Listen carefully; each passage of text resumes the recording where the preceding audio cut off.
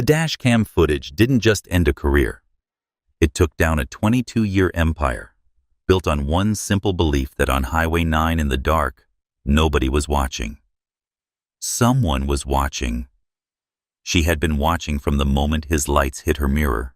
The pine flatlands of Calhoun Parish, Louisiana, looked like the edge of the known world after dark. Highway 9 cuts through them in a long, indifferent line. 2 lanes cracked asphalt. The occasional reflector post blinking back at headlights, like something half alive. No streetlights on this stretch. No gas stations. No lit windows in any direction. Just the road, the trees, and the specific silence of a place that has never been asked to explain itself to anyone. DEA. Special Agent. Dara Okafor had driven this road before. She knew its rhythms, the way you know a song you never chose to memorize by repetition, by the necessity of the route. She was 38 years old, Assistant Special Agent in charge of the Southeast Narcotics Division, and she had just spent 14 hours in a windowless conference room in Baton Rouge, seated around a table with 17 other federal agents and 3 assistant U.S. attorneys working through the operational debrief on a trafficking interdiction that had taken 11 months to build. The kind of meeting where the coffee runs out by hour 4 and nobody goes home until every loose thread is named and accounted for. She was not in a government vehicle tonight. The task force debrief had run so late that the motor pool was locked by the time it ended, and she had driven her own car down a black Ford Explorer 4 years old, with a dual-lens dashcam bolted behind the rearview mirror. The front lens pointed at the road. The rear lens pointed into the cabin and back through the rear window. She had installed it herself 18 months earlier, after a conversation with a colleague that she had never quite been able to put down. "You know what the difference is between you and me on a dark road," her colleague had said. "I have witnesses by default. You have to create them." Dara had gone home that night and ordered the camera. She had never felt the need to explain why to anyone who hadn't already understood. She was in a dark green hoodie, jeans, running shoes. Her DEA credentials were in the leather tote on the passenger seat sitting right on top. Gold shield in its wallet holder. Laminated photo ID. Bold letters across the top. Drug Enforcement Administration. Her Glock 19 sat in its holster on her right hip, concealed under the hoodie. She was tired in the specific way that accumulates, not just in the body, but in the structure of the mind. The kind of tired where the world feels slightly less real than it should, where you find yourself looking forward to a cold dinner and a hot shower with an intensity that approaches grief. She was doing 57 in a 60. She checked the speedometer the way she always checked it on a dark road in rural Louisiana. Not from fear, from practicality, from 17 years of understanding that the gap between what she was doing and what she could be accused of doing needed to be documented, not assumed. She reached for her water bottle. Her fingers had barely closed around it when the interior of the Explorer ignited with red and blue light. She set the bottle back down without drinking. Speedometer 57. Mirror. The patrol car was close. Too close given that she had not been speeding and had not drifted. It had come up fast, which meant it had been sitting somewhere in the trees, with its lights off, engine idling, waiting. She exhaled. Sharp. Specific. Not fear annoyance sharpened into something more useful. She knew what was about to happen. She had no shortcut through it. She signaled, decelerated with deliberate smoothness, and pulled onto the gravel shoulder in a single controlled movement. The movement of someone who understands that everything she does in the next 60 seconds will be interpreted as evidence of something. The gravel crunched under her tires. The patrol car's spotlight activated and caught her side mirror at the precise angle to be blinding. She placed both hands on the top of the steering wheel. Fingers spread wide and lowered her window. In the side mirror, she watched the officer approach, broad-shouldered, heavy-set, moving with the unhurried swagger of a man who had not been seriously challenged in a very long time. His hand was already resting on the grip of his holstered weapon before he had reached the B-pillar of her car.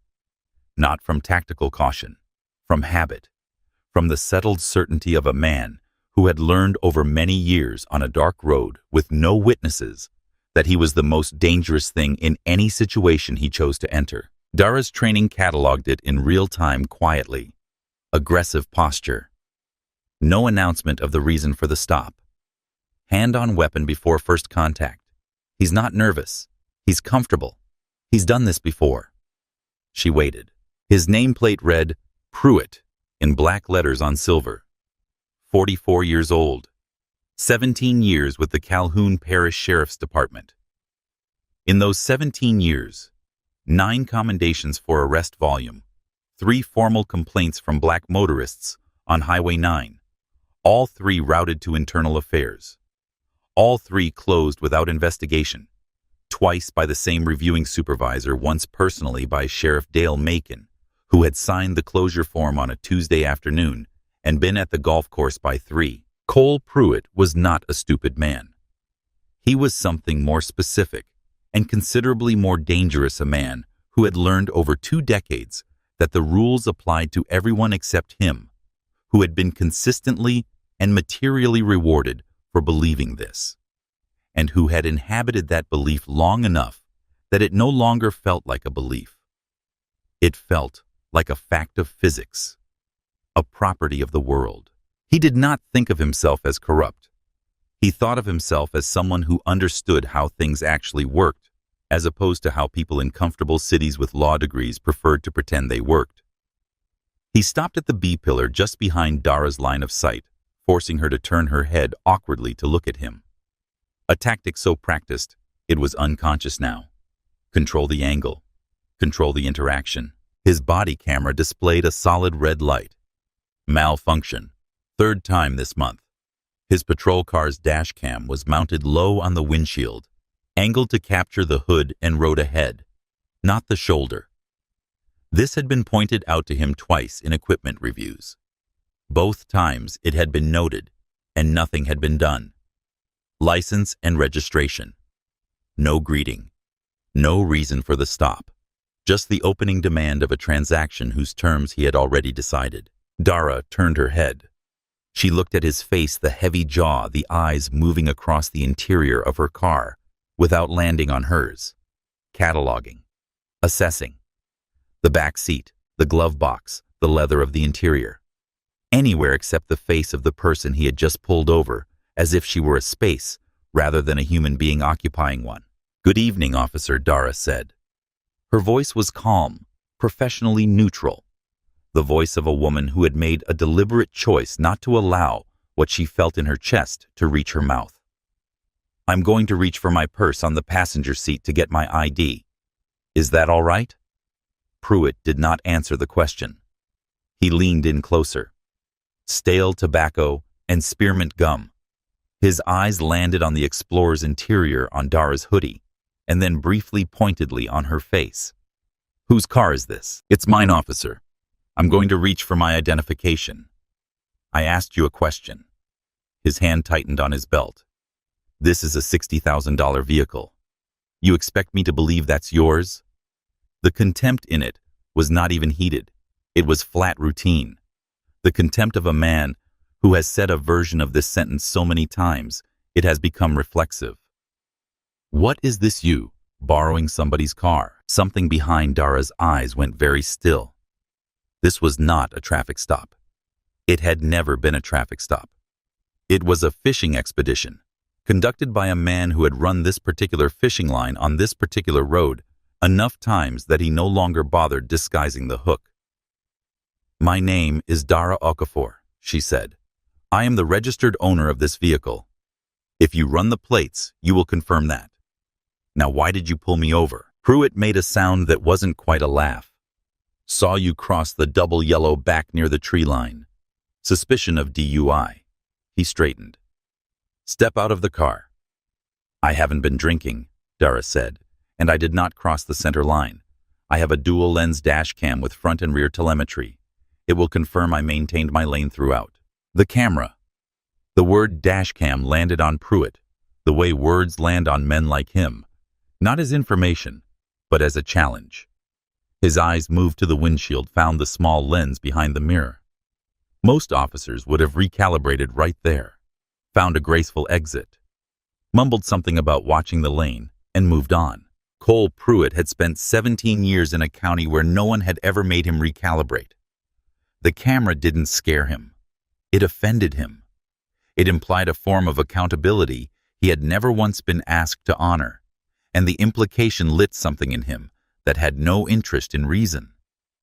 "Step out of the car," he said, and his hand moved to the retention strap on his holster and unclipped it. Dara ran the variables the way she had been trained, fast, without panic, without the luxury of emotion in the calculation. She was armed. Glock 19 right hip concealed. If she stepped out, and Pruitt saw the weapon's profile before she could establish her identity.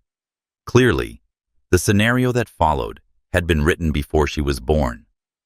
She had read it in case files in the clinical passive voice language of official reports, where people became subjects and deaths became incidents, and the officer's fear was always reasonable.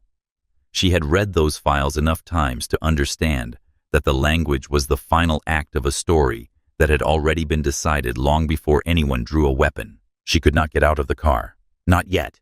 Not like this. "Officer Pruitt." Her voice dropped half an octave, the register she used when briefing a tactical team, when she needed people to hear the seriousness beneath the words, rather than just the words. "I need you to listen carefully. I am a federal law enforcement officer. My credentials are on the passenger seat. I am armed. My weapon is on my right hip. I am not going to exit this vehicle until we de-escalate the situation, because I am concerned that if you see my weapon before you see my credentials, this becomes dangerous for both of us." Pruitt stared at her. The rain that had been building all night began to fall light at first, then heavier drumming against the roof of the Explorer. Then he laughed. Not nervously, not uncertainly. A bark of genuine incredulous amusement, the laugh of a man who has found something so absurd that laughter is the only register available. "Federal agent." He looked up and down the empty highway, sharing the joke with the pine trees. "Sure. And I'm the governor of this great state." He leaned back toward the window. "Save it. I've heard every story there is. Officer Pruitt, numb." The word came out like a door slamming. He reached for the handle and ripped it open. "Get out. Right now." "I am identifying myself as a law enforcement officer," Dara said. She did not move. "If you physically remove me from this vehicle, you are assaulting a federal agent. That is a federal crime." Pruitt did not care. He reached in with his right hand and grabbed her left arm above the elbow. The grip of a man who had done this many times and never once been told he did it wrong. He pulled hard. He pulled. Dara braced her feet against the floor mat and used the geometry of the vehicle to resist. She did not move toward her weapon. She needed him fully committed. She needed the dashcam to capture everything without ambiguity. "Last warning," Pruitt screamed. He released her arm and stepped back, and his hand flew to his hip. In one practiced motion, the motion of a man who had drawn and reholstered this weapon 1,000 times in 17 years, and never once been made to account for any of them, Officer Cole Pruitt drew his service weapon and leveled it at Dara Okafor's chest. The barrel of a .40 caliber pistol at 18 inches is not merely a visual event. It reorganizes everything. It makes the air feel different. Time slowed the psychological phenomenon of extreme stress compressing and expanding simultaneously. She saw the scratch on the slide of his gun. She saw his dilated pupils. She saw the unhinged certainty in his expression, the look of a man who had already composed the story he would tell afterward and was waiting for the physical world to catch up. His finger was inside the trigger guard. Dara raised her hands, slowly, palms forward. The oldest human gesture. "I am not your enemy. Please don't do this." "Okay," she said. Her voice was steadier than she felt, steadier than she had any right to be. My hands are up. Look at me, Pruitt. Look at my face. I am not a threat to you. Put the weapon down and let me show you my credentials. This does not have to go any further than this moment. On the ground, Pruitt screamed. His voice cracked, adrenaline shredding the professional surface. Kick the door open and get face down on the ground right now. Dara did not move toward the door. If she got on the ground, he would cuff her. If he cuffed her, he would find the Glock. And a man in Pruitt's current state, overloaded, primed, having already drawn his weapon, would construct a narrative in the time it took to pull a trigger. She had read that narrative in case files. She was not going to become one.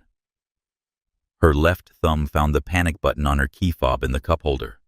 She pressed it without looking down. In Atlanta, a light on a board turned red. I'm not getting on the ground, Pruitt. Hands high, fingers spread, eyes locked on his. I am telling you for the last time. I am Special Agent Dara Okafor, Drug Enforcement Administration, badge number 7731. My supervising ASAC is Marcus Webb, Southeast Regional Division, Baton Rouge Field Office. If you pull that trigger, there is no version of what follows that ends well for you. There is no hole deep enough. There is no story good enough.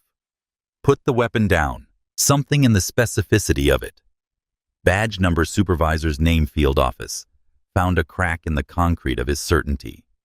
The gun lowered by a fraction. Not enough to matter physically. Enough to tell Dara that doubt had entered the room, even if it was a small room and barely had space to stand. She pressed the opening. Check the bag. Left hand. I move it slowly. You keep the weapon on me, but you check the bag. If I grab anything else, you do what you have to do. But look first. Pruitt hesitated. His tongue moved over his lower lip. He glanced up the highway. The reflex of a man who suddenly needed to know whether anyone was watching. The rain fell heavier. Slow, he said. Dara moved her left hand with surgical precision, inch by inch, telegraphing every movement, hooked a finger around the strap of the leather tote, dragged it across the console, flipped the flap with 2 fingers. Right on top, the gold shield in its leather wallet holder. Beside it, her DEA photo. ID in laminate. The words, Drug Enforcement Administration, in white on federal blue. She turned the wallet toward the window. The interior light of the Explorer caught the gold and threw it back at him like an accusation. Pruitt squinted. He leaned in, the gun still up, but his posture changed, a slackening involuntary. As his eyes moved over the seal, the photograph, the name. He looked at the shield. He looked at her. He looked at the shield again. And then, incredibly, in real time as Dara watched it happen, the arrogance came back. Not as confidence. Confidence had left the building. This was something older and more reflexive, the last-ditch defense of a man whose entire identity had been built on never being wrong, and who could not process being wrong even with a federal badge 3 feet from his face. He holstered his weapon. He did not apologize. He crossed his arms over his chest and leaned against the doorframe of the Explorer with a smirk that cost him considerably more effort than it appeared to. Well, I'll be damned, Pruitt said. You had that made. That is actually impressive. Where do you order something like that? Dara stared at him. In 17 years of federal law enforcement, she had encountered denial in many forms. But the specific density of this, a man who had seen a gold DEA shield and in real time decided it was a prop, was something she would think about for a long time afterward. Excuse me, heard you fine. The smirk widened brittle at the edges. I've seen these before. Little novelty shops, online stores. You think flashing some tin means I'm going to salute. You're a civilian and you are in very serious trouble. Impersonating a federal officer, that's a felony on its own. I'm adding it to the DUI. He reached for his shoulder radio. Dispatch, this is Unit 7. Highway 9 mile marker 34. I've got a combative suspect female black driving a black Explorer. She's in possession of what appears to be a fraudulent federal badge. I need a transport and a tow. She's going to the parish jail." Dara watched him speak into the radio. She felt something shift inside her. Not calm. Not quite. The eye of the storm. The cold crystalline clarity that arrives when you realize that the worst has already happened, and what comes next is simply consequence. He had called it in. He was on the record. He had confirmed the stop, the location, his intent. He had described the badge he had seen and dismissed.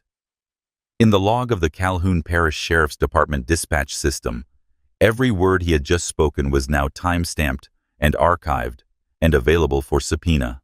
He had sealed his own fate with his own voice on his own radio, because he was too certain of himself to consider that he might need to be careful.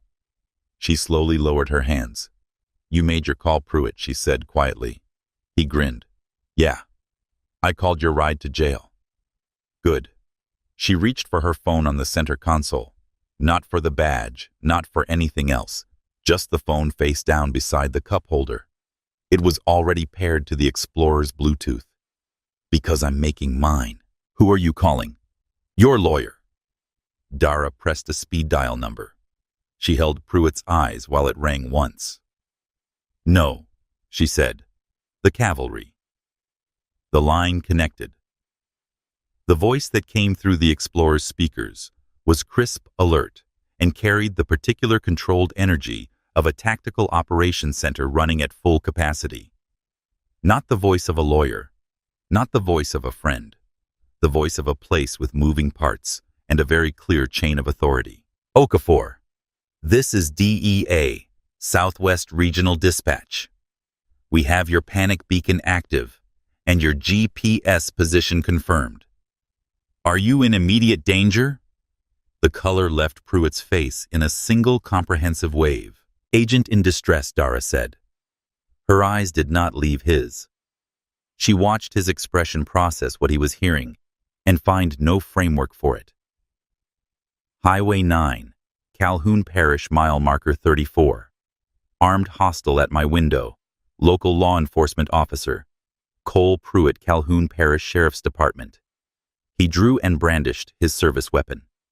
"He is attempting an unlawful arrest and has refused to acknowledge federal credentials.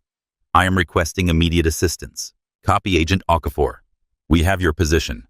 Tactical unit is 11 minutes out, returning from an I-49 narcotics operation. Surveillance helicopter is airborne approximately 6 minutes from your location.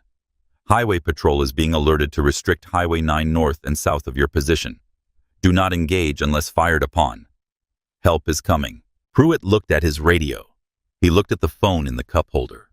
He looked at the sky, an involuntary upward glance, as if he had already heard something that hadn't arrived yet. And then, from somewhere above the rain, distant at first, and then rapidly, urgently, less distant, came the rhythmic, unmistakable pressure of rotor blades cutting through Louisiana air. Dara let herself smile. It was a cold, precise smile. The smile of a woman who had been patient for a specific purpose and was now watching that patience collect its return. "You hear that, Pruitt?" she said softly. "That's not a lawyer." The sound of a helicopter at close range is not a noise. It is a physical fact. It lives in the sternum, in the molars, in the soles of the feet. It turns the air into something turbulent and aggressive, whips the rain. Horizontal makes the world feel suddenly, inescapably small, in a way that has nothing to do with geography. Officer Cole Pruitt stood frozen on the gravel shoulder of Highway 9, with his hand still wrapped around his radio and his face turned upward into a column of white light that descended from the darkness above him, with the absolute impersonal certainty of something that has not come to negotiate. The Bell helicopter's searchlight pinned him to the asphalt. The rain slapped against his face, driven sideways by the rotor wash. He raised one arm to shield his eyes. There was no direction to look that wasn't the light. Then the ground units arrived. No sirens.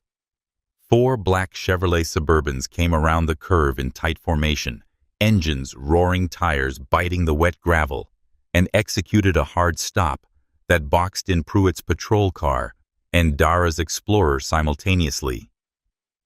Doors opened before the vehicles had fully stopped. Federal agents poured onto the shoulder in plate carriers and ballistic helmets, carbines raised, moving with the practiced economy of people who have done this many times and gotten it right every time. Federal agents. Drop the radio. Hands on top of your head. Do it now. Pruitt stumbled backward. His boots slipped in the mud at the shoulder's edge. His brain was attempting to process a visual reality for which 17 years on Highway 9 had given him no preparation. Moments ago, he was the most powerful thing on this road. Now he was looking at 6 rifle barrels and a green laser sight that had settled on the center of his chest with the patience of something that had already made its decision. "I'm a deputy sheriff." His voice had shed every layer of authority it had ever possessed. What remained was thin and high and searching. "I'm Calhoun Parrish. You've got the wrong on the ground. Now." His knees gave way. Not from command, from the sudden total failure of every structure that had been holding him upright. He hit the gravel hard. The sharp stones dug through his uniform trousers. The radio clattered from his hand and disappeared into a puddle. 2 agents were on him before the echo of his knees hitting gravel had finished. Knee into his lower back. Wrists taken with efficient practiced force and wrenched behind him. Click, click, click. Cole Pruitt had heard handcuffs close 1,000 times. He had loved that sound. It had been for 17 years the sound of authority confirming itself. The sound of winning.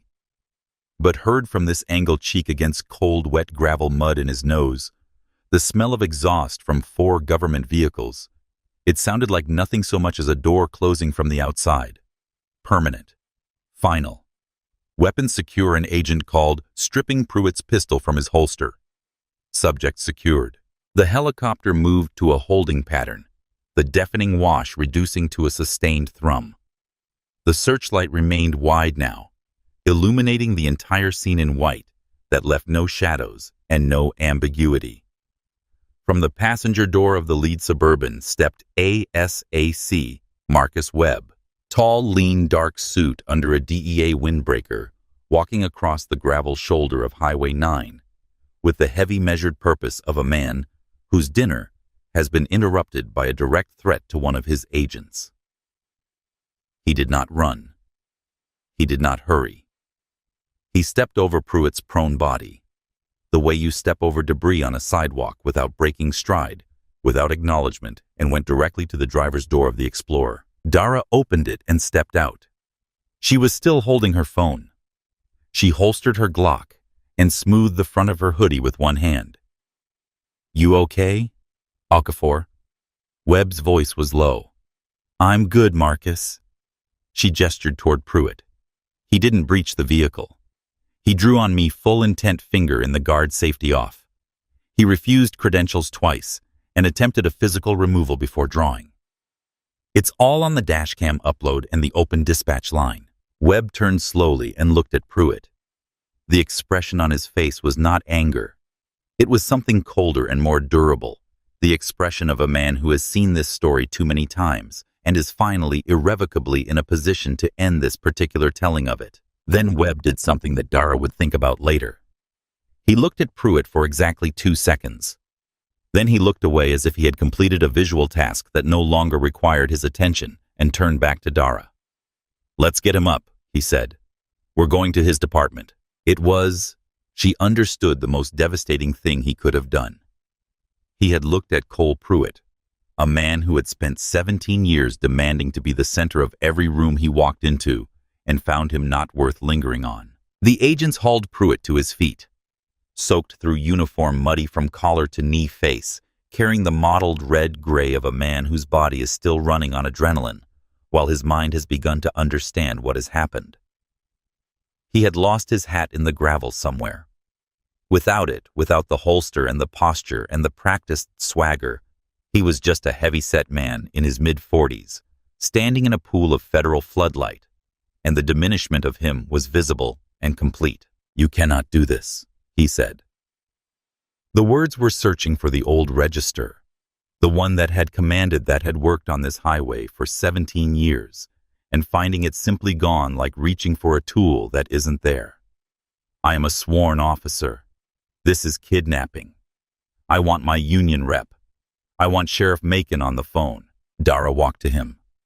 She stopped 2 feet away, close enough for him to see her face clearly, in the searchlight far enough that nothing could be called impulsive. She looked at him for a moment without speaking, not to savor it, because she wanted him to understand that she had been looking at him clearly from the very beginning, that her clarity had never once wavered, and that nothing about this moment was a surprise to her. Then she reached into her back pocket and produced the gold shield. She held it up in the floodlight, steady level, the DEA seal catching the white and throwing it back with the particular luminosity of something earned rather than assumed. You wanted to see my credentials, Pruitt. She let him look at it for 3 full seconds. Special Agent Dara Okafor, Drug Enforcement Administration. Her voice was quiet enough that he had to lean slightly toward her to hear it over the helicopter. You are under arrest for assault with a deadly weapon on a federal officer, deprivation of rights under color of law, and unlawful detention. She let the shield drop to her side. I was tired, she said. Even quieter now. Personal. I just wanted to go home. That's all you had to let me do, Pruitt. That's all this ever had to be. She looked at him for 1 more second, not with anger, not with triumph, with something closer to the particular sadness of watching a thing happen that did not have to happen. You have the right to remain silent. I strongly suggest you use it. Pruitt stared at the badge, then at her face. The reality settled over him in stages, first as disbelief, then as a kind of nauseating comprehension, and finally, as the specific hollow recognition of a man who understands that the game he has been playing just ended, that it ended the moment he turned his lights on, and that everything that follows is simply consequence finding its way to the surface. This is a mistake, he whispered. Macon the sheriff won't. Put him in the transport, Dara said to the nearest agent. We're going to his department. The heavy door of the Suburban closed behind Pruitt with a sound that had nothing triumphant in it, only final. Dara stood on the gravel shoulder and looked up at the helicopter holding its pattern overhead. She allowed herself 1 long, slow exhale. And just then, when no one was watching, when Webb was speaking into his radio, and the agents were processing the scene, she looked down at her right hand. It was shaking, not from fear, not anymore. From the adrenaline of everything that had not happened, all the versions of tonight that had existed as real possibilities 20 minutes ago and no longer did. She closed her hand into a fist, held it for 3 seconds and opened it again. Then she got back to work. The Calhoun Parish Sheriff's Department sat on a dead-end spur off Parish Road, 3 miles from the nearest traffic light, in a squat brick building from 1979 that had been maintained with the minimum investment necessary to remain technically functional. Chain link fence, rusted razor wire, a parking lot that had needed repaving since the previous decade, 3 halogen poles casting the property in a yellowish light that made everything look slightly unwell. For 22 years, it had been the operational center of Sheriff Dale Macon's domain, and Macon had run Calhoun Parish the way certain men run certain places, not with the accountability of elected office, but with the settled, expansive authority of someone who had been in the seat long enough that the seat had stopped feeling like a public trust and started feeling like a personal possession. The DEA convoy arrived at 12:47 in the morning. 6 Suburbans, 2 unmarked sedans, a mobile command unit. No sirens. The convoy rolled into the parking lot in a formation that made its purpose unmistakable, and the chain link gate was already open, which meant Pruitt's frantic radio call before his arrest had reached the station, and someone inside had been awake and listening. The front doors opened 40 seconds after the first vehicle stopped. Sheriff Dale Macon came out first, 6 feet, and change broad through the chest and gut. Silver hair, cropped close posture, that broadcast authority the way certain buildings broadcast money. He wore his uniform even at this hour, pressed buttoned the American flag pin on his collar precise. His eyes moved across the vehicles and the agents and the federal plates with an expression that was notably and specifically annoyed rather than alarmed. Behind him, 4 deputies arranged themselves in the loose formation of men taking their emotional cues from the man in front. Macon took his time, getting to the edge of the parking lot. He looked at the convoy. He looked at the tactical gear. He put a toothpick between his teeth. What in the name of he began? Dara stepped out of the second Suburban. She had put on her DEA windbreaker, dark blue yellow letters across the back, and her badge was forward on her hip, prominently displayed. She walked to the front of the line, flanked by Webb and 2 agents with MP5s at the low ready, and stopped 12 feet from Macon. "I'm in charge here," she said. Macon looked at her. His eyes moved over her face, her jacket, her badge, and back to her face, with the methodical assessment of a man running a calculation. And then he did something that told Dara more than anything he could have said before he spoke a single word to her. He reached into his breast pocket and took out his phone, looked at the screen for 3 seconds, and put it away. He was making a call. Silently before the conversation began, he was activating whatever network of protection he had spent 22 years building. He wasn't panicking. He was executing a procedure. "He's more dangerous than Pruitt," Dara noted, by a significant distance. "You're the one Pruitt called in," Macon said, the impersonator. "I'm Special Agent Dara Okafor, DEA, she said. "I have your officer Cole Pruitt in federal custody. We have him on dashcam footage, drawing his service weapon on a federal agent and attempting an unlawful arrest. We have the full audio on an open dispatch line." Macon crossed his arms. "You don't have custody of anything in my county without my authorization." He stepped forward, not threatening exactly, but occupying space with the deliberate calm of a man who has used presence as leverage for 2 decades. "Now you release my deputy. You remove these vehicles from my property, and we can have a conversation like professionals in the morning. Otherwise, I will arrest every one of you for obstruction." Webb stepped forward and produced the warrant. Federal Warrant Sheriff, signed by Magistrate Judge Patricia Hollins in New Orleans at 11:52 tonight. Title 18. Section 242. This supersedes your county jurisdiction entirely. If you interfere, you become an accessory. If your deputies draw their weapons, this becomes a federal standoff with consequences that will define the rest of your career. He held the warrant out. I'd read it. Macon looked at the warrant without taking it. Something moved across his face, quickly controlled, but there. He recognized something. A name. The name of the judge Dara realized. Macon knew Magistrate Judge Patricia Hollins. More than that, the specific minute tightening around his eyes suggested that knowing her name was not a neutral piece of information. He did not explain this. He looked at Webb, then at Dara. "Pruitt's a good deputy," he said, shifting registers from aggression to the flat bureaucratic cool of a man rerouting. Aggressive. That's what a road like Highway 9 at night requires. Maybe there was a miscommunication. Maybe the driver— "It's not a miscommunication," Webb said. "It's a federal crime on high-definition video with synchronized audio. And it's not the last thing we're looking at tonight. We need Pruitt's locker, his patrol logs for the past 24 months, and the complete records on every vehicle impoundment routed through this department in the last 3 years." The word impoundment landed differently than the other words. Macon went very still. A stillness that was not confusion.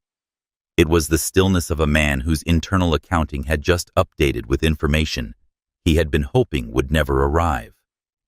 Dara watched his eyes and saw it, not fear, not yet, but the recognition that the fire was closer to the structure than he had believed. He knew what was in Pruitt's locker. He knew what the impoundment records would show, and the names connected to both. He could not stop it.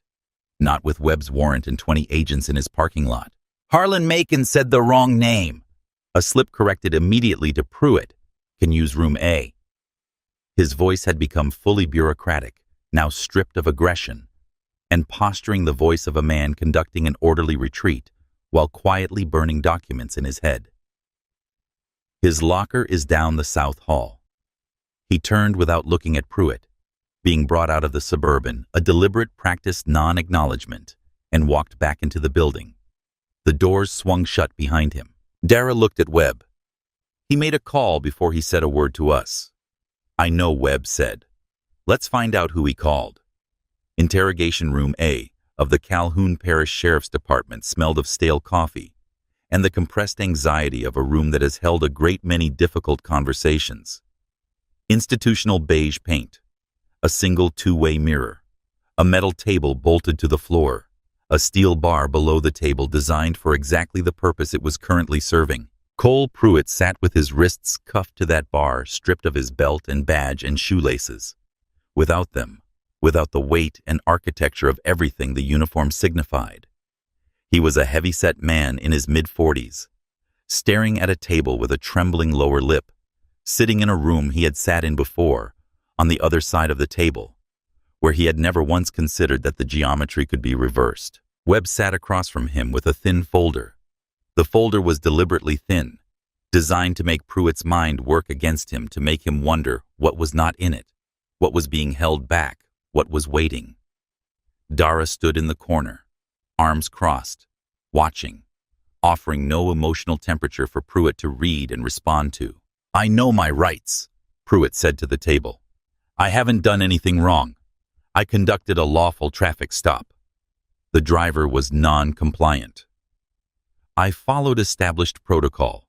Protocol, Webb repeated, with the careful neutrality of a man who has picked the word up off the floor to examine it.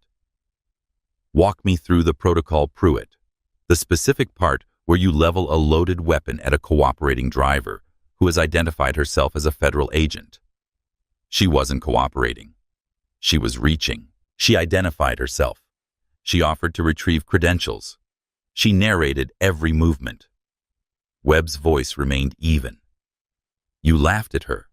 I thought it was fake. I've encountered fraudulent credentials before. And your established protocol for a suspected fraudulent ID is to draw your service weapon and aim it at the person's chest. Pruitt said nothing. He was holding on the reflex of a man who has never seriously been cornered and doesn't entirely believe this corner is real. It's my word against hers. Maybe the camera angle was bad. Maybe the audio is unclear. Maybe there's still a way through this. Agent Reyes walked in with a laptop. Set it on the table facing Pruitt. We've pulled the footage from Agent Okafor's dashcam unit. It uploads continuously to an encrypted cloud server. We also pulled the complete dispatch audio from the open line. She said the next part without inflection. Your body camera was malfunctioning. Again. Pruitt swallowed. Let's watch. Webb said. Reyes pressed play. Split screen. The forward lens showed Highway 9 straight and empty. Dara's lane. Discipline absolute. Not a deviation. Not a suggestion of movement toward the center line. The cabin view showed Dara, hands on the wheel reaching for water. The flood of lights, her hands returning immediately to the wheel. Then Pruitt appeared. He watched himself approach. Heard his own voice through the speakers. Whose car is this? You expect me to believe that's yours? In the quiet room, stripped of the rain and the night and the confidence of the roadside, the words sounded different. They sounded like what they were not policing, not caution, not anything with a professional framework around it. Just contempt applied to a specific person for a specific reason. Then the gun came out on screen. Dara's hands were clearly visible, palms up. Fingers spread the oldest human gesture of non-aggression. She was not reaching. She was surrendering. And Pruitt on the screen was shaking, escalating, screaming into a situation that he had created from nothing. I don't care about your fake badge. The footage ended. The silence in the room had physical weight. That Webb said quietly, pointing at the screen, is 18 years minimum. And that's before we opened the locker. Pruitt's face was gray. I was under personal pressure. My divorce, Pruitt Dara said from the corner. He looked at her. The video is serious, she said. She pushed off the wall, walked to the table, placed a cardboard evidence box on the surface in front of him, and lifted the lid. Inside in a row were 8 driver's licenses, all women. From the photographs, all black. We opened your locker 20 minutes ago. These were in a Ziploc bag behind your spare uniform. Pruitt looked at the licenses. He did not look away from them, Renee Castile Dara said. She picked up one of the licenses. She looked at the photograph, a young woman, 29, dark eyes, the slightly formal expression people wear for ID photos. Stopped on Highway 9 7 months ago. No arrest in the record. No ticket issued. No documentation of the stop in your log. But you kept her license. She set it down, picked up another. Tamara Wells, 10 months ago. Same story. She placed her hands flat on the table. We called Renee Castile on the drive over here, Pruitt. She looked at him directly. She's a traveling nurse. She was on her way to a night shift at a hospital in Shreveport the night you stopped her. She told us what you said you found in her car. She told us what you told her she needed to do if she didn't want to go to jail. Dara paused. She drove to the hospital that night. She sat in the parking lot for 11 minutes. Then she went inside and worked a 12-hour shift, during which she helped resuscitate 2 patients and held the hand of a woman who was dying alone. She did all of that because she had no choice, because there were people inside that building who needed her, and she was not going to let what you did to her on the side of a road be the reason they didn't get her. She let that sit in the room. She never reported you. Dara continued. Because she didn't believe anyone would listen. Because you were the law. Because the institution she would have reported it to was yours. She straightened up. We have 8 licenses in this box. 8 women. And now that they know the DEA is in this building asking questions, they are going to talk to us. Every one of them. Pruitt put his head down. His shoulders convulsed, not the strategic performance of remorse, but the involuntary ugly collapse of a man whose accounting has come due all at once. I want a deal, he said to the table. You'll get what the U.S. attorney decides to offer, Dara said. But understand this, Pruitt. You are going to federal prison, and everyone inside is going to know exactly what you did on Highway 9. Every detail. She turned to Webb. Book him. She walked out of room A. In the corridor, she leaned against the wall for exactly 4 seconds, eyes closed. Then she opened them and kept moving. Outside in the bullpen, the deputies of the Calhoun Parish Sheriff's Department sat at their desks with the careful collective stillness of people who have understood that the situation has moved beyond anything they can affect and are now simply waiting to see what survives. No eye contact, no conversation above a murmur. The castle had been breached, and every person inside felt the walls shifting. Webb found Dara in the corridor outside the evidence room. He held up his phone, the audio feed from room A still live. Pruitt's voice stripped of everything except the urgent arithmetic of self-preservation. Macon runs a cash operation through a towing company on Parish Road 9. His brother-in-law owns the lot. Any car we impound that has cash, drugs, or anything of value, it doesn't go to evidence. It goes to the overflow lot. Cars get stripped. Cash gets split. Macon takes 60%. The product goes to dealers in the next parish over. Then, after a pause, Macon knew about the women. He knew what I was doing on Highway 9. He told me his exact words. Keep it off. Locals. Keep it off anyone who voted for me. And what happens on the asphalt stays on the asphalt. Dara stood in the corridor and listened to this with the specific nausea of confirmation, the feeling that is not quite surprise, because you already knew, but that hits differently when the knowing becomes hearing. She handed the phone back. Get me the warrant for his property. Tonight. Already on the phone with Judge Hollins, Webb said. Dara looked at him. Macon recognized her name when you said it. in the parking lot. His face changed. Webb nodded slowly. 3 years ago, Macon lobbied the State Judiciary Committee to block Hollins's appointment to the federal bench. She was on the short list for a district court vacancy.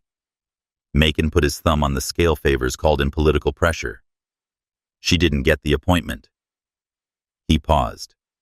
She called back in 90 seconds and is signing the warrant right now. Dara thought about that for a moment. A man who had spent 22 years accumulating favors and leverage, and the one judge he had worked to push down was the one sitting by the phone at midnight when the warrant request came in, and she had signed it in 90 seconds. "Get me the convoy," Dara said. The warrant was signed at 4:11 in the morning. By 4:47, the convoy was moving through the pre-dawn darkness of Calhoun Parish toward the private property of Sheriff Dale Macon, 12 acres on the parish's western edge, adjacent to a private reservoir, bought on a public servant's salary, in a manner that had apparently never occurred to anyone with investigative authority to question. Inside the ranch's oak-paneled study, looking out over the stable, Macon was feeding documents into a heavy-duty shredder. He had been doing it since leaving the department. Not running men like Macon do not run running, being an admission that produces exactly the kind of vulnerability he had spent 22 years working to ensure he never had, but moving with the quick, purposeful efficiency of a man who understands that a window is closing, and that what matters most right now is a specific black notebook on the desk behind him. The ledger. 3 years of entries in his own handwriting. The accounting of a shadow economy built on a badge. Names, amounts, dates, the distribution of proceeds through the towing operation. And on the third page, beside Cole Pruitt's name, a notation that Macon had written in ink and never imagined would be read by anyone but himself. H9. Keep quiet. Good earner. 27 pages left to shred when he heard the gravel. He stopped the machine. Listened. No sirens. That was the specific detail that turned his stomach cold, rather than anything else. The absence of sirens, because sirens would mean local and local. He could manage, and the absence of sirens meant something else entirely. He went to the window and looked through the blinds. The DEA Bearcat armored vehicle smashing through his front gate did not produce a dramatic sound, so much as a comprehensive one, the sound of wrought iron removing itself from hinges of a physical threshold that had felt permanent, discovering that it was not. Behind the Bearcat came 12 Suburban's headlights, cutting the pre-dawn dark wet grass, churning under their tires. FBI search warrant.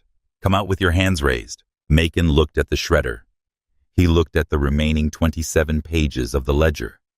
He looked at the rifle on the wall. He looked at the phone in his hand, and whoever he had called from the parking lot at 1 in the morning had not answered in 3 subsequent attempts, which told him something definitive about the nature of loyalty when federal warrants are involved. He straightened his uniform jacket. He opened the front door. And Dale Macon, sheriff of Calhoun Parish for 22 years, walked out onto his porch with his hands raised above his head and the specific, diminished expression of a man encountering for the first time in his adult life a situation he cannot talk or threaten or leverage his way out of. Dara was at the front of the tactical line when Macon came out, full DEA gear, now plate carrier helmet, pushed back badge, prominently displayed on her chest over the body armor. No hoodie, no civilian ambiguity. Whatever lens Macon had chosen to see her through in the parking lot 4 hours ago, that lens was not available to him now. He walked down the porch steps and across the wet grass with his hands above his head, and in the combined searchlights of the helicopter and the vehicle floods, he looked for the first time his actual age. A large man in a uniform who had run out of moves, and who knew it, and who had enough pride left to refuse to perform anything about it. Sheriff Dale Macon.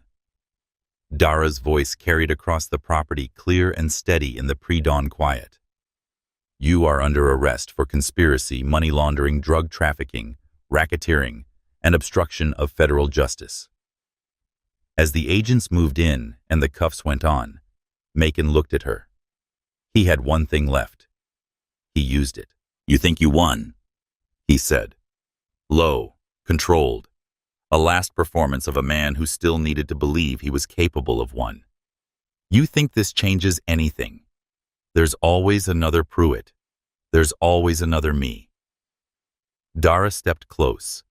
She looked at him for a moment, not with anger, not with satisfaction, with the clear, level gaze of someone who has been thinking about this answer since 8 driver's licenses were laid out in a row on a metal table. "Maybe," she said quietly, "but every one of them is going to remember what happened to you on Highway 9, and they're going to think twice."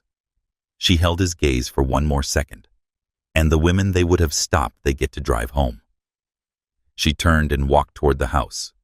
Behind her, as the agents led Macon across his own lawn, one of his horses watched from the fence of the stable, ears forward. Utterly indifferent to the collapse of the empire it had been housed in, Dara's phone buzzed. She looked at it. Subject Pruitt, dashcam archive. Complete recovery confirmed. 14 deleted incidents, all Highway 9, all female drivers. Beginning victim outreach now. She looked up at the sky. The first intimation of dawn was beginning at the eastern edge. Not light, yet just the sky's memory of the idea of light, thin and pale and growing. In the study behind her, on the desk beside the shredder, the remaining 27 pages of the black ledger sat untouched. Macon had run out of time by exactly 27 pages. The federal trial that the New Orleans press would name the Calhoun Purge ran 6 days in the Hale Boggs Federal Building, a courtroom that smelled of floor wax, and the particular compressed anxiety of people who have been waiting for something for a long time, and are not entirely certain they are going to receive it. It was packed every session. Gallery filled before the doors opened each morning. Overflow crowd in the corridor listening through the gap in the doorway. Local television ran daily segments. National outlets picked it up by day 3. In the front row of the gallery on the left side sat 11 women, different ages, different lives. A graduate student, a real estate agent from Bossier City, a retired school teacher from Opelousas, a shift manager from Lake Charles. They had in common exactly 3 things. They were black, they had driven Highway 9, and they had encountered Cole Pruitt. They had spent months, in some cases, years, not talking about what had happened on that road, for all the reasons that people in their position do not speak. Because they did not believe anyone would listen. Because the man who had done it was the law. Because the institution he worked for was the one they would have had to report it to. Now they sat in the front row of a federal courtroom, and they did not flinch, and they did not look away. Renee Castile sat at the far left of the row. 29 years old, traveling nurse from Shreveport, her hands folded in her lap. Her posture, the posture of someone who has learned to be still, when stillness is the only power available. She had told the DEA, Victim Services Team, everything, the stop what Pruitt had claimed to find in her car, what he had told her she needed to do to go home. She had told them about the 11 minutes in the hospital parking lot, about the 2 patients she had helped resuscitate that night, about the woman she had held the hand of who was dying alone. She had never told anyone those details before. Not her husband, not her mother.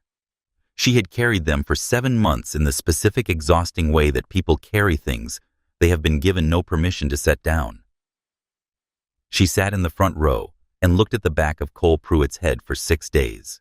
Pruitt's defense attorney, a tired public defender who had drawn the assignment in the absence of anyone else volunteering, argued stress and isolation, the unique difficulties of rural law enforcement at night, the challenges of split-second decisions in high-pressure environments.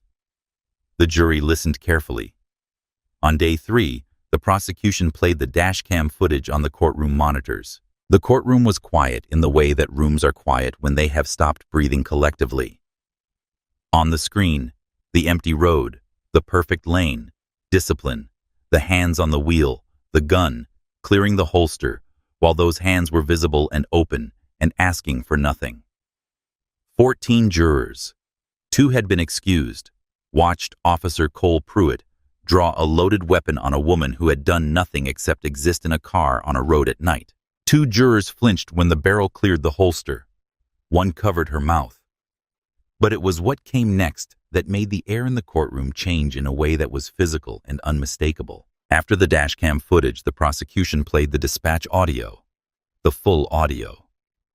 Not just the call, everything that the open line had captured, including the 43 seconds before the helicopter arrived, when Pruitt was alone on the side of the road and believed with complete certainty that no one was listening. In those 43 seconds, Pruitt laughed softly to himself. Not from nerves, not from discomfort, from private amusement. The laugh of a man who is in that specific moment enjoying himself. And then his voice on the recording, just above a murmur, talking to no one, talking to the rain. Thought you were smart. Thought you had something. Highway 9, sweetheart. What happens out here doesn't go anywhere. The prosecutor stopped the playback. The courtroom remained perfectly devastatingly silent. When the prosecutor spoke, her voice was very quiet, and it carried to every corner of the room. Officer Pruitt believed in those 43 seconds that he was completely alone, that no one was listening, that Highway 9 was still his. She looked at the jury. He was wrong about all of it. He had been wrong about all of it for 17 years. He just didn't know it until the helicopter showed up. She turned back to the monitor. She paused it on the audio waveform, the visual representation of those 43 seconds of laughter and certainty, and she let the silence stretch. What happens out here doesn't go anywhere, she repeated softly. Then, it went everywhere. Macon's defense collapsed on day 4, when the forensic laboratory's reconstruction of the shredded ledger was entered into evidence. 41 strips of paper, painstakingly reassembled into 32 legible pages. 3 years of Macon's handwriting. The names, the amounts, the dates, the split of proceeds through the towing operation on Parish Road 9.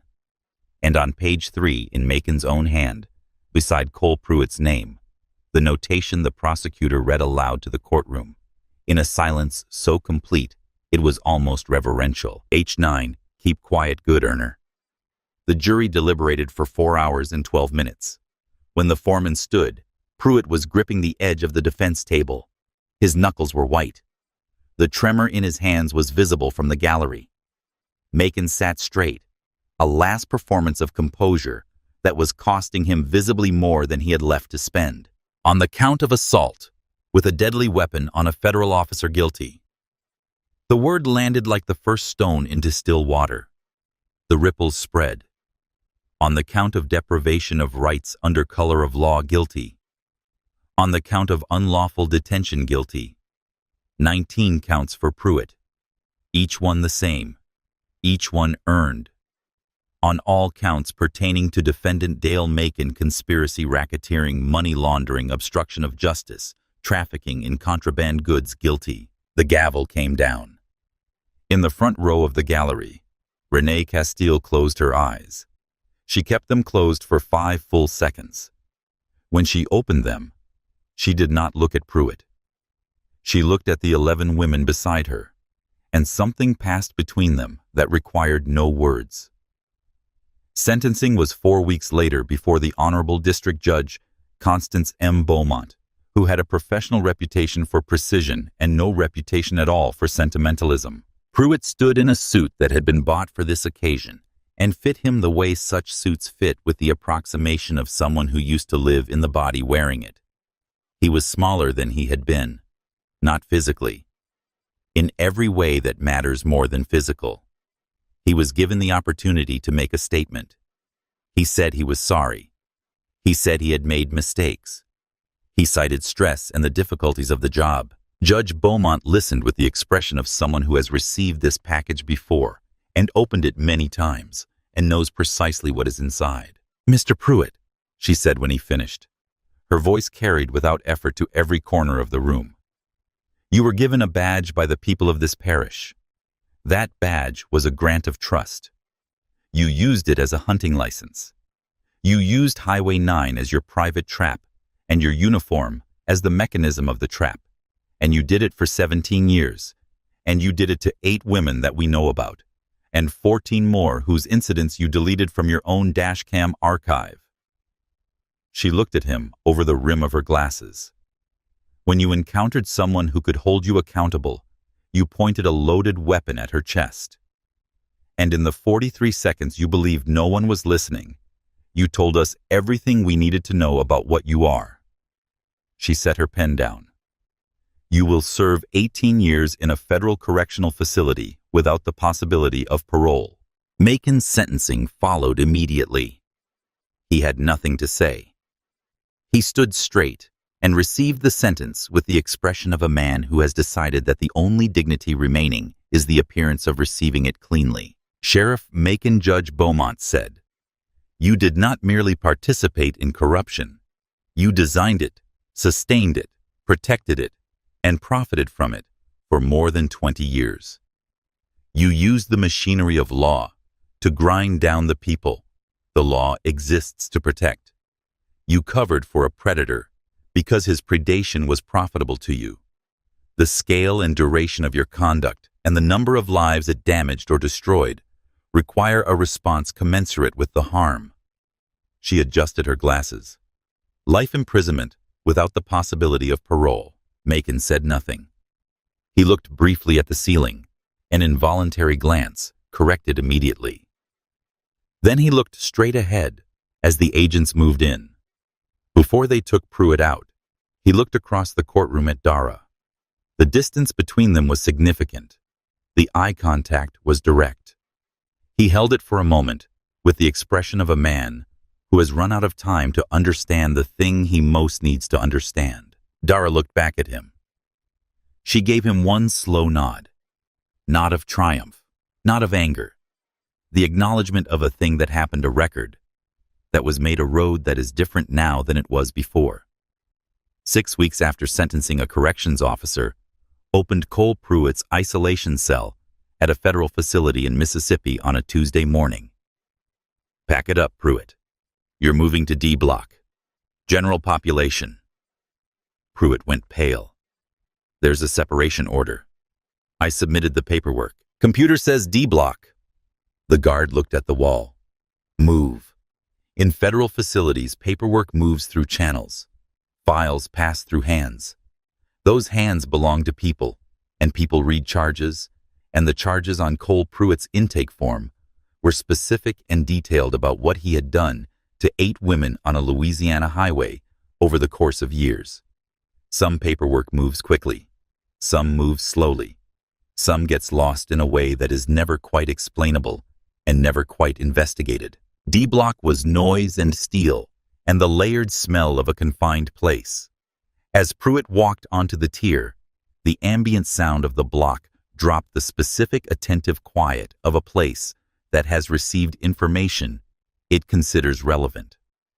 At lunch, Pruitt took his tray and aimed for an empty table in the corner with his head down. Pruitt. He knew the voice before he turned.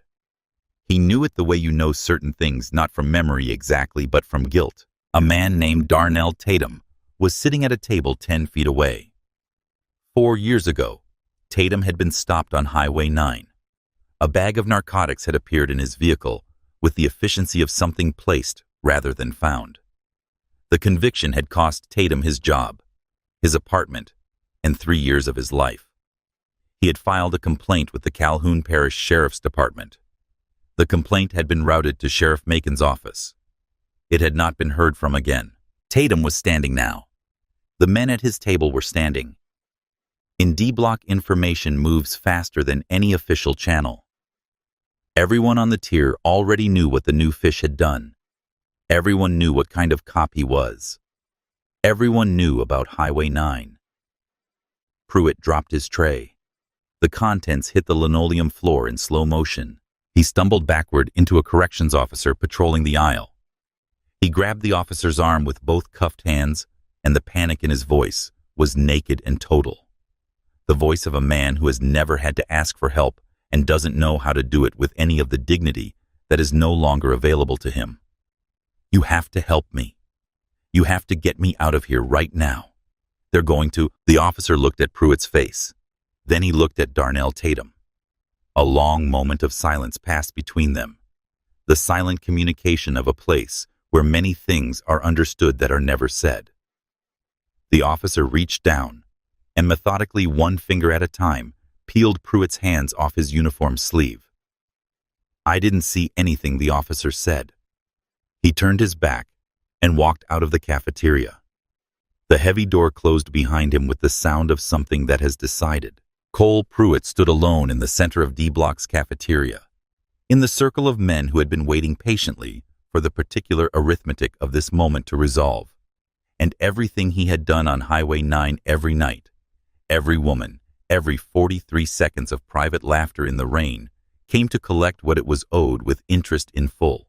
3 months after sentencing, the Calhoun Parish Sheriff's Department was formally dissolved by order of the Governor of Louisiana, acting on a federal recommendation. Its territory was absorbed by the state police under a new administrative structure requiring mandatory body cameras for all officers' real-time upload of all traffic stop footage to a secure state server, and an independent civilian oversight board with full subpoena power.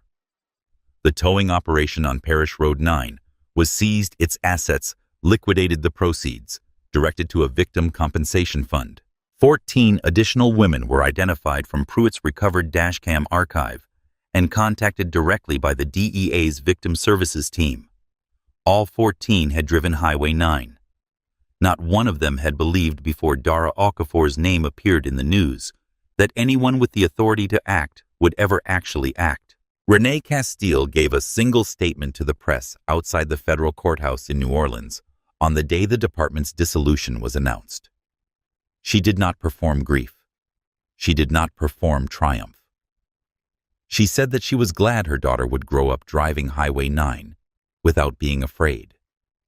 She said that for a long time, she had believed that what happened on the asphalt stayed on the asphalt. She said she was grateful to have been wrong. Then she went home.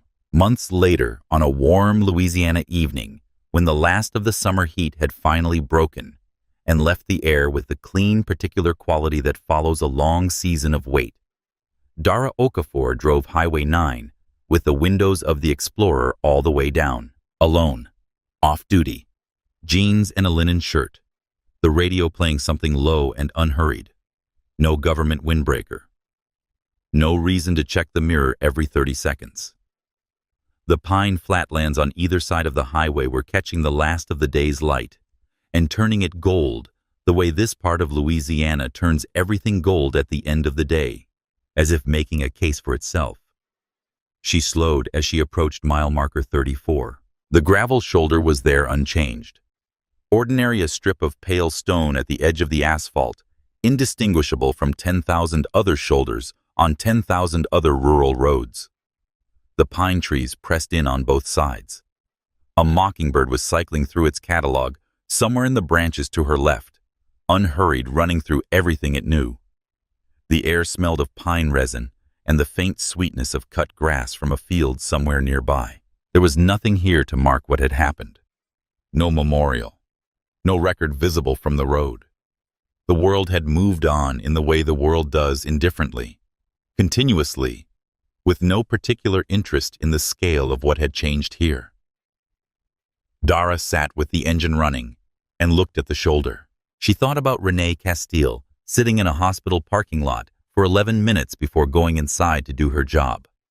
She thought about 14 women whose deleted footage had been recovered from a corrupt officer's dashcam archive, 14 nights that someone had believed would never be seen, and that had been seen. She thought about Pruitt in D Block, and Macon staring at a permanent wall somewhere in Louisiana, and the black ledger reconstructed from 41 strips of shredded paper, and a magistrate judge who had signed a federal warrant in 90 seconds at midnight, because she had a very specific reason not to hesitate. She thought about Renee Castile's daughter. She thought about the women who would drive this road tonight and tomorrow night, and every night going forward, and not know that anything had changed here, because they would not need to know. Because the thing that had changed here was simply that the road was a road again, a stretch of asphalt between one place and another, no more dangerous than it had any right to be. She shifted into third gear. The engine of the black Ford Explorer responded with the sound of something that has enough power and intends to use it cleanly, and she accelerated into the last of the light. The road ahead was clear. It had cost something to make it clear. That was enough. That's the story of how one corrupt officer on one dark Louisiana road picked exactly the wrong woman to stop, and how by the following morning, the entire machine he served had begun to come apart. Power reveals who a person really is, and no badge, no matter how long it has gone unquestioned, is strong enough to hold against the truth forever. Officer Pruitt thought he was the law. He found out the hard way that there is always a bigger jurisdiction. If this story hit you, if you believe accountability matters, subscribe to our channel. We cover the moments when the powerful finally answer for what they've done. Was 18 years enough for Pruitt? Was life in prison the right sentence for Macon? Type justice if you think they got what they deserved, or tell us in the comments if you think the sentence should have been longer. Stay safe out there.